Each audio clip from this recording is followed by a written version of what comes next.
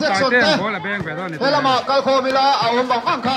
ho het tang wala pu so ke ma ti tu ti siain sian ta kuta da mai lo wi kal kho ma ta ta lo te ma ka mai to ta ni sa ni ole committee ke le ta to section ma ang kha bu thu jing cheu lo ta to section ha cheu to te khai giải thưởng bộ bên chỉ là em chút mới à thêm bên tặc tặc ngay ở phía khởi xe là hòa chút mà ngô ram tin à xí xí à pi xí ta na tụi em bắt đấy lâu nga cái đó sang lắm bằng kha fit fit nga là ngay này hồ là thì lại bị có bồi kinh chồng ngay bọc bên chắc cái chầu từ song song tên chút lên kinh chầu vết từ đó nè chút lên Purilya na te bem chaka chautur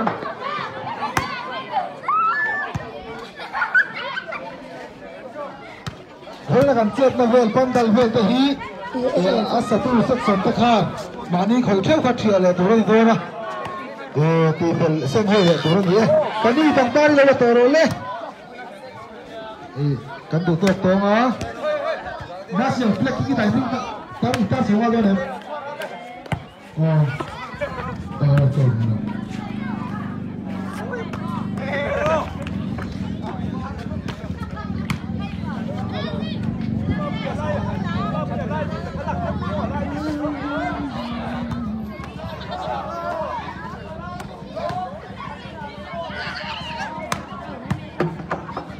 hey ni pui te hey pem sang te lo ko te vai te lo ko te pem sang ni pui te lo ko te ete elai chu phak le hi gani a hui nya kai da bo lo cha lo mo le kai bo am pai phak le o kai salam ti le kai ngani pe cha me lu ga salam ka le hey lo ko lo ngani pe le to ga so pu te ti mo ti te no pong phải thủ po kha không ai rồi le an sar không lu le kai bo lo bo ma hen o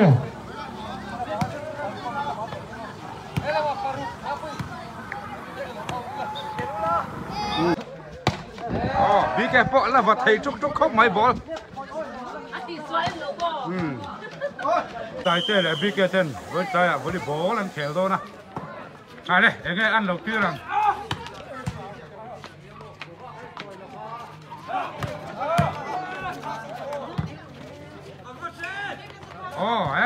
bị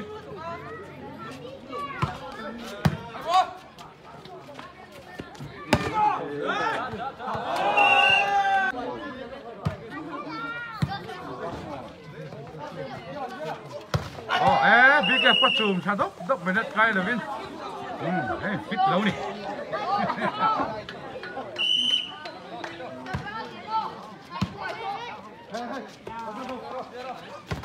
bị kia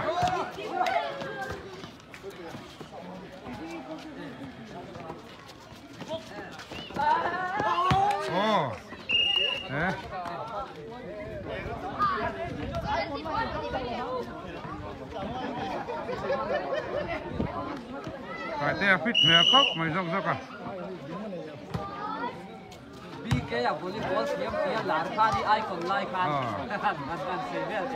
bị cái volleyball thiêm lúc tục tia lán khan đi trên tài thế phụ cái lẩu về tất cả chứ set thì là zero lâu đi set tụi ai han càng đều set à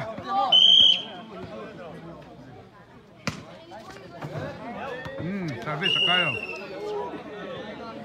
cái hiện thế rằng à, quê mẹ golden jubilee làm tuổi làm kala bên trái à, anh in khé la.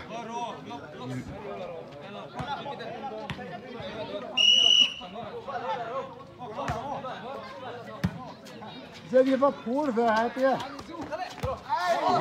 Khai. Cái tia là ông dòng khai. Anh ngày nào ông lâu đi. Nhà in ball là đúng là chất mấy trận là ngay chất. Khai. Fast ball là chia.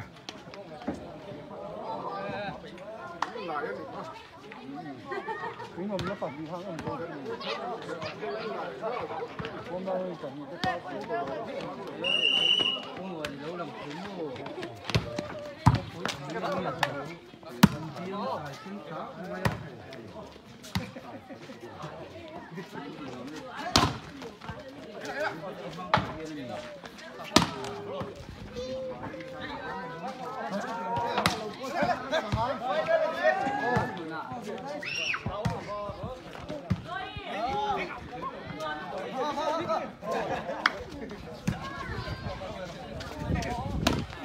tại thế sẽ ta một thật thầy lâu chất mày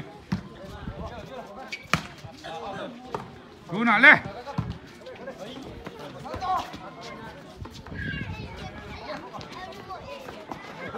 cái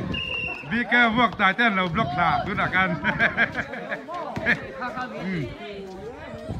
tại thế service đó này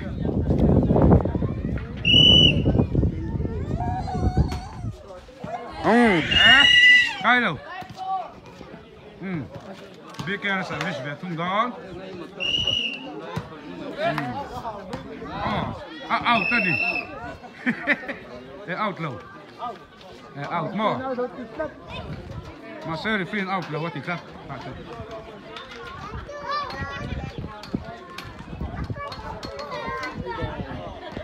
vì cái là service đấy là lệ là vì cái service là cái hạt đâu nhỉ anh in film mi lo mani out ta khát chứ sang val vanal siya mani tu na service tu himo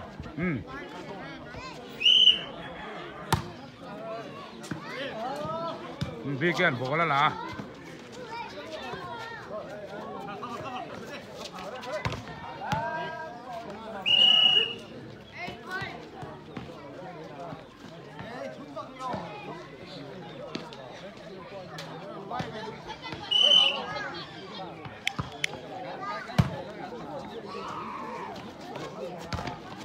tôi trùng con ai còn tay đây dài chỗ đầu con lâu thiếm khop máy in phim làm con lâu thì thầy khop máy lắm à volleyball thì thế football thì thế tại thế à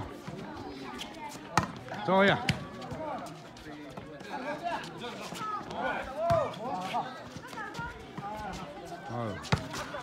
khải sò má vào cái lâu nó xa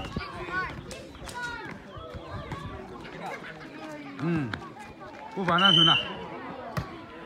bố là service ăn hết à nè ôi nó tại thế à rồi sẽ ta trả lâu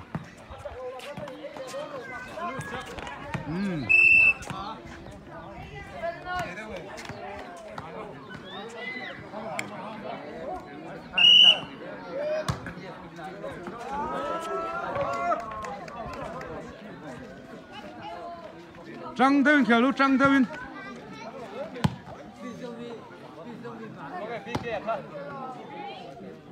hey bi kia pass tum khop mai pass tang ye ye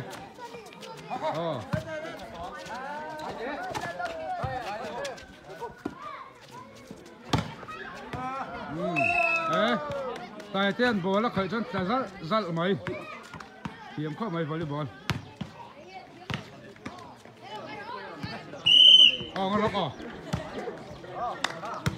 bi kia cái đó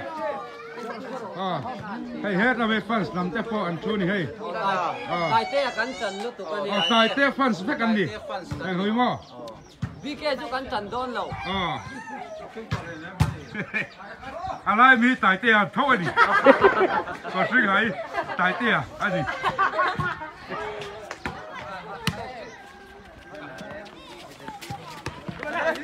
còn này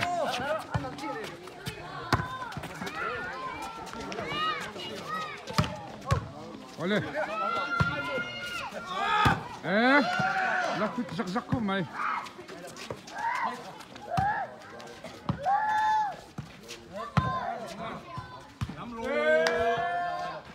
out low out là low nào vậy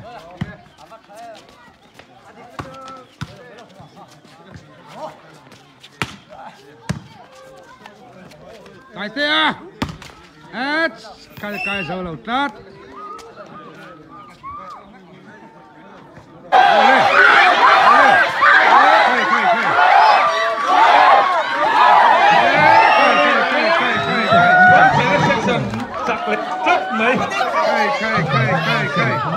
quang chế là section bắt chặt mà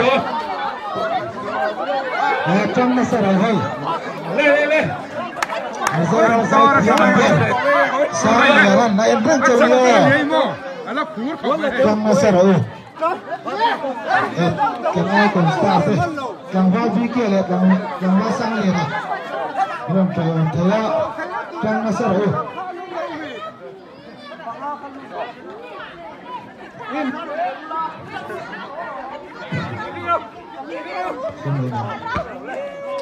tiếng quý lệ prata khó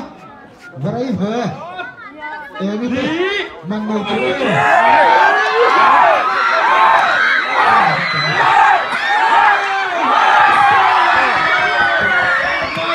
Vana quan chặt về lệ các khu trùng chu để complain nó em mi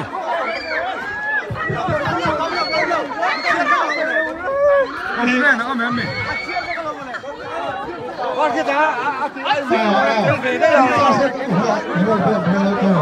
con xem về con xem về thì coi nào đi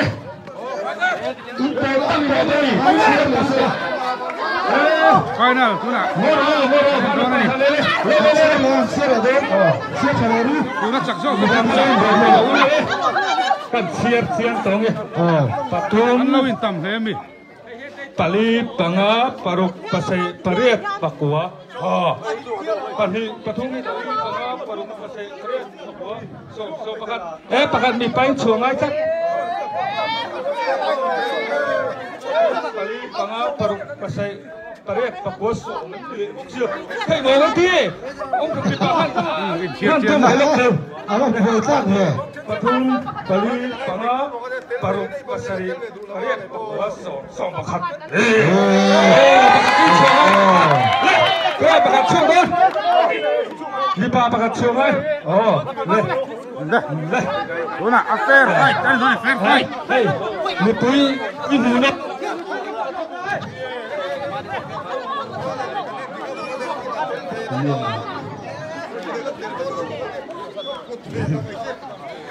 tak ngot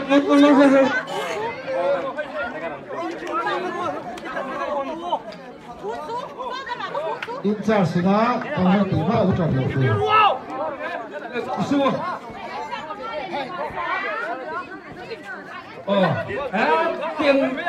tiếng này mấy pakat chuang nè in đi tập một